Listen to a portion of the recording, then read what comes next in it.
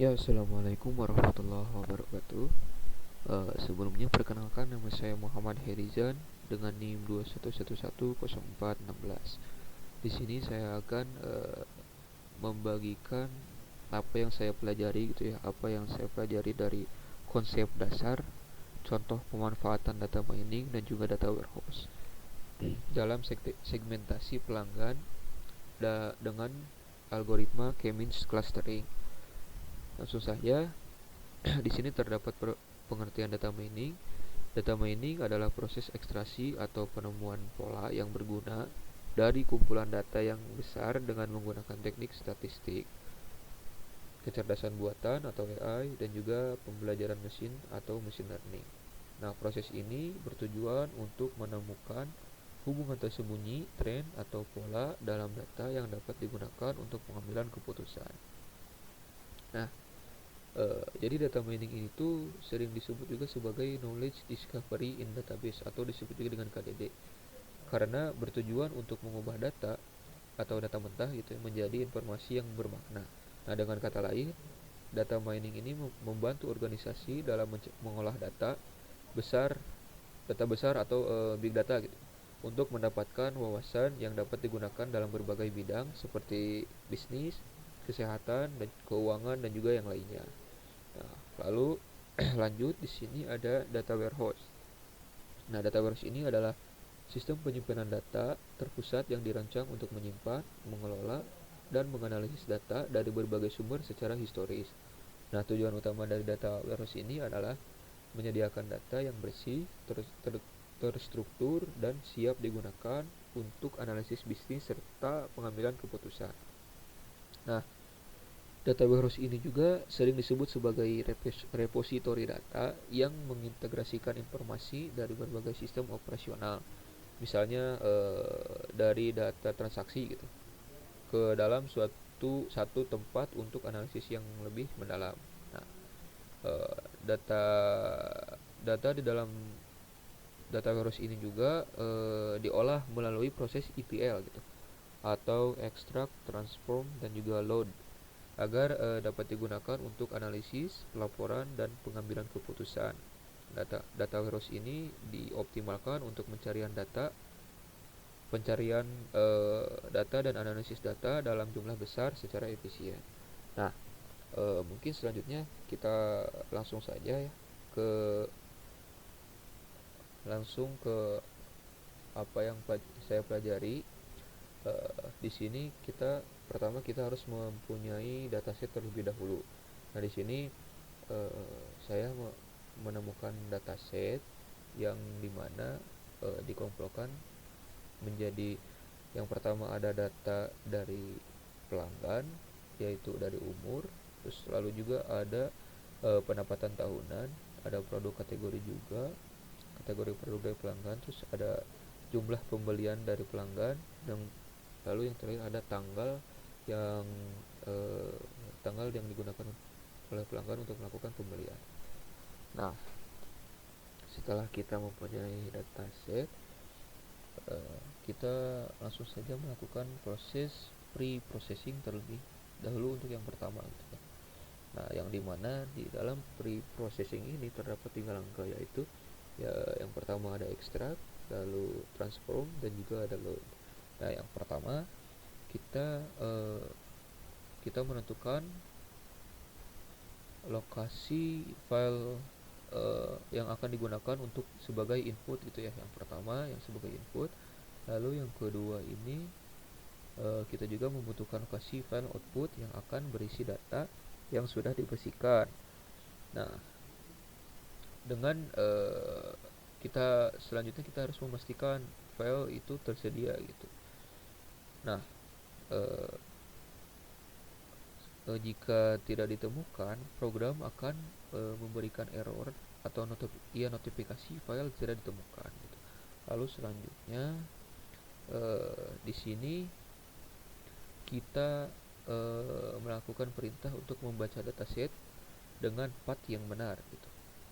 Nah, eh, di sini kita membaca file CSV ke dalam data frame pandas. Nah, selanjutnya Di sini kita menampilkan 5 baris pertama sebelum transformasi gitu. Jadi di sini kita menampilkan 5 baris pertama dari dataset sehingga kita bisa melihat isi datanya sebelum ditransformasi. Nah, selanjutnya kita melakukan langkah transformasi ya, atau kita melakukan pembersihan dan standarisasi data dari dataset yang kita punya. Nah, setelah kita melakukan transform, maka kita harus memerintahkan untuk menampilkan hasil dari transformasi terlebih dahulu agar terlihat gitu bagaimana data yang sebelum ditransform dan juga yang setelah ditransform. Lalu yang terakhir di sini ada load. Nah, load di sini setelah kita menampilkan hasilnya, kita menyimpan data file CSV yang baru gitu, setelah data tersebut di transform. Nah, jadi di proses ekstrak itu data diambil dari file customer transaction yang saya punya tadi, lalu di proses transform kita data dibersihkan dengan menghapus nilai kosong, mengubah format tunggal dan juga standarisasi teks. Lalu yang terakhir di proses load, data yang telah berhasil disimpan ke customer transaction yang lebih baru gitu dengan nanti prosesnya akan terjadi di bagian data miningnya. Nah, sehingga kita di sini sudah mempunyai dataset yang siap digunakan untuk lanjut ke proses data mining. Nah, langsung kita ke proses data mining. Di sini data mining di sini kita pertama kita membutuhkan library yang kita butuhkan gitu. Yang pertama ada pandas yang digunakan untuk membaca dan menyimpan dataset dalam format CSV. Lalu yang kedua ada matplotlib playplot untuk visualisasi hasil clustering dalam bentuk scatter plot.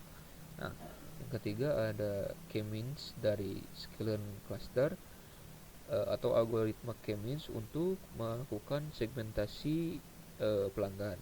Nah, yang terakhir di sini ada standar scalar dari sklearn processing yang digunakan untuk menstandarisasi data agar lebih akurat dalam clustering. Nah, di sini kita melakukan pembacaan terhadap dataset yang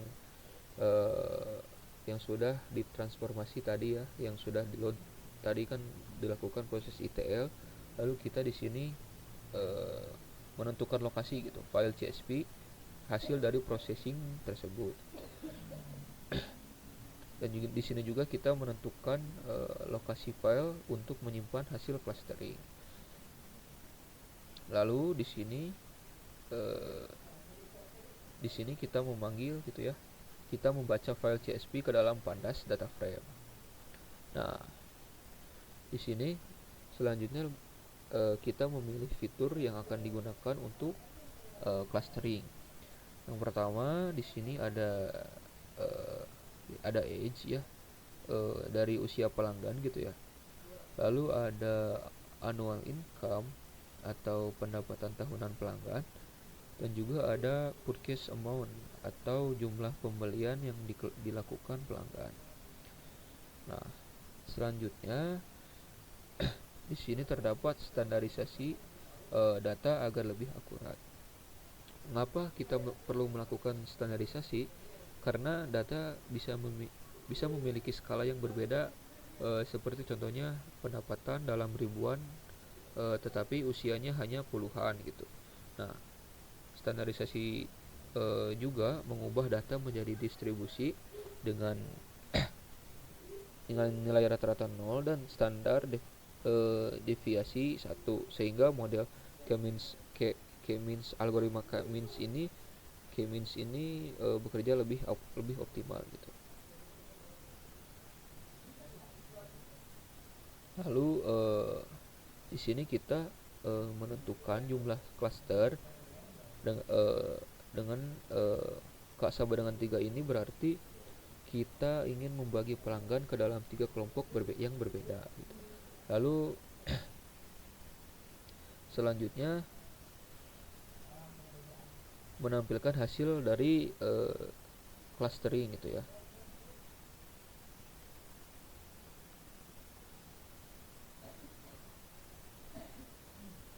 Di sini kita menampilkan hasil dari clustering dengan menampilkan 5 baris pertama dari hasil clustering yang berisi customer ID, lalu umur, usia pelanggan, lalu annual income, pendapatan tahunan pelanggan, lalu ada purchase amount atau jumlah pembelian pelanggan, dan juga ada cluster. Cluster atau di sini bisa juga untuk kelompok pelanggan berdasarkan hasil clustering. Nah, selanjutnya kita menyimpan hasil clustering ke dalam file CSV yang baru. Di sini kita mencegah penyimpanan indeks data frame agar file CSV lebih rapi gitu, sehingga di sini agar pengguna itu tahu bahwa proses itu akan berhasil, sudah berhasil gitu. Nah, selanjutnya visualisasi dari hasil clustering menggunakan 2 fitur utama. Nah, di sini kita untuk yang pertama ini kita mengatur ukuran grafik gitu ya. Lalu di sini kita membuat sketcher plotnya dengan warna berdasarkan klaster pelanggan. Nah, lalu di sini ada VLT color bar, yaitu untuk menampilkan warna untuk menunjukkan masing-masing dari klaster. Lalu yang terakhir ini kita menampilkan grafik gitu. Nah, langsung saja kita lakukan proses running. Nah, kita tunggu saja sebentar. Nah, ini adalah hasil dari data set yang telah dilakukan proses ETL, extract, transform, dan juga load. Maka ini adalah hasilnya menggunakan algoritma dari segmentasi pelanggan dengan K-means clustering. Nah, setelah proses ini selesai, maka dataset terbaru akan muncul dengan sendirinya gitu. Maka setelah ini kita langsung saja mengimplementasikan dataset terbaru tersebut ke dalam tools yang akan kita gunakan untuk implementasian dataset tersebut dengan menggunakan Power BI. Nah, pertama kita masukkan dulu dataset yang kita punya tadi. Nah, ini yang sudah dilakukan proses ETL. Kita tunggu sebentar, lalu kita muat saja.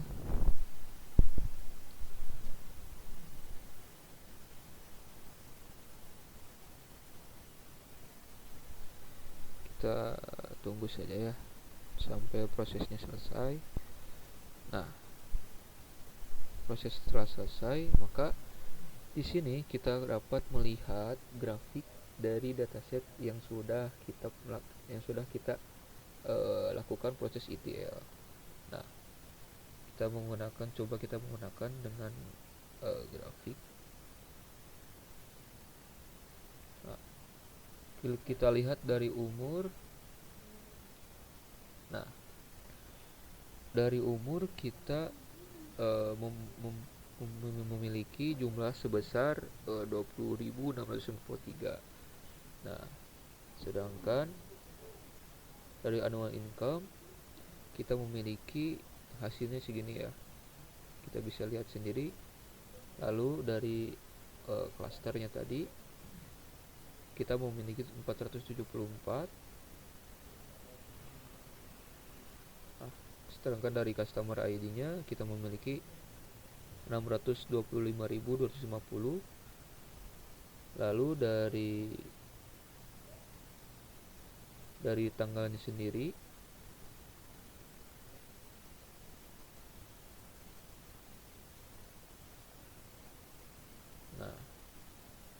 untuk mungkin lebih lebih efisien atau lebih enak dilihat ketika kita memperlihatkan semua kategori yang kita butuhkan, yang kita tadi punya gitu ya. Sebentar.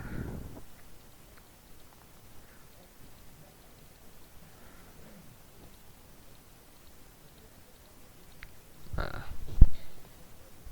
di sini kita mempunyai kategori produk dari kategori elektronik dengan jumlah pengguna penghasilan tahunan 15,25%. Sedangkan dari produk kategori fashion dengan jumlah annual income-nya itu 20,35%. Nah, lalu dari produk kategori groceries-nya itu jumlah sebesar annual income-nya itu sebesar 18,98%. Lalu di sini ada kategori home and kitchen dengan jumlah annual income-nya 17,68%. Lalu yang terakhir di sini ada dengan produk kategorinya itu sport dengan jumlah annual income-nya itu 21,21%. Nah, mungkin ya itu saja yang dapat saya sampaikan gitu ya, terkait apa yang saya pelajari dari